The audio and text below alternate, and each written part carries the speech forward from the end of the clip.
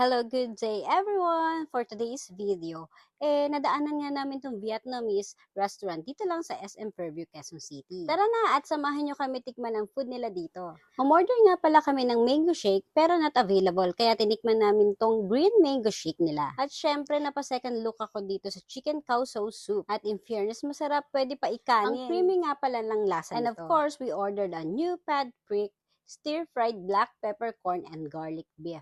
Siyempre with rice, papahuli ba naman tayo sa kanin? Dahil nga biglaan lang ang kain namin dito at gusto namin tikman ang dessert nila, pero hindi available ang mango nila, titikman namin tong Kape Kotswa or Viet Coco Coffee. Dahil full na nga kami, lagi nyo lang tatandaan na don't forget to follow, like, comment, share, and subscribe! Thank you everyone, God bless you all, and enjoy!